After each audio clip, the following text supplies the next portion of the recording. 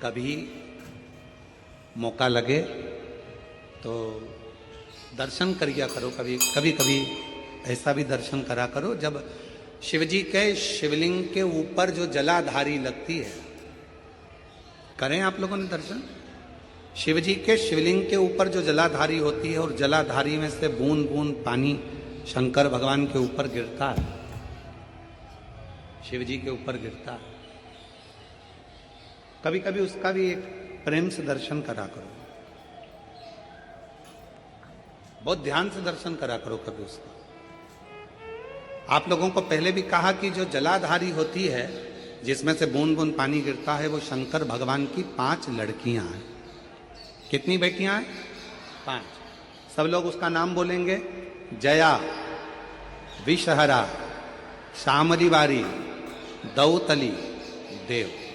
ये शंकर भगवान की 5 लड़कियां हैं जो शिवजी के ऊपर निरंतर एक एक बूंद पानी गिरा रही है।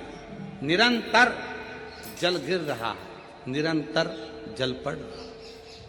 कभी अगर मौका मिला करे तो एक बार जब आप शिव जी को जल चढ़ाने जाओ, लोटा भर के जल चढ़ाने जाओ, भगवान शंकर को जल अर्पित करने जाओ, तो कभी कभी अगर तुम्हारे थोड़ा सा समय तुमको तुम्हारे घर से अगर मिल जाए तो 2-5 मिनट शिव जी की जलाधारी में से जो पानी गिरता है उसका भी दर्शन करा करो, उसका दर्शन किया।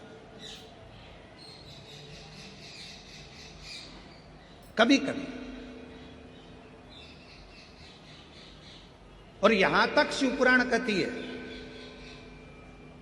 जलाधारी में से जब पानी गिर रहा हो और भगवान तुम्हारे हाथ में अगर कोई बेलपत्री का पत्ता हो, नहीं हो तो मंदिर की बेलपत्र जो चढ़ी चढ़ाई हो वो भी अगर आपने शिवलिंग पर चढ़ा दी और थोड़ी देर बैठ गए और बूंद बूंद पानी उस पर से गिर रहा है, थोड़ी देर वो जया, विषहरा, शामली बारी, दौतली, देव, वो बूंद बूंद पानी उसमें से गिर रहा है, उसको गिरने दो।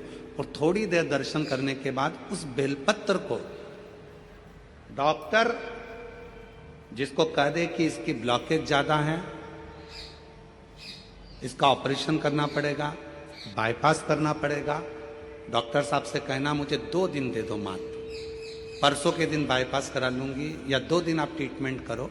2 दिन जो शिवजी के जलाधारी में से पानी गिरता है, जया, विषहरा, शामली बारी, दौतली, देव, जो पानी को गिरा रही होती हैं, उसके नीचे रखी हुई बेलपत्र को यदि जिसके हार्ट में प्रॉब्लम हो, जिसके थायराइड की प्रॉब्लम होती है, अगर वो बेलपत्र को अगर उस व्यक्ति को 2 दिन एक चढ़ी हुई बेलपत्र, फिर एक चढ़ी हुई बेलपत्र 2 दिन खिला दीजिए और तीसरे दिन फिर जांच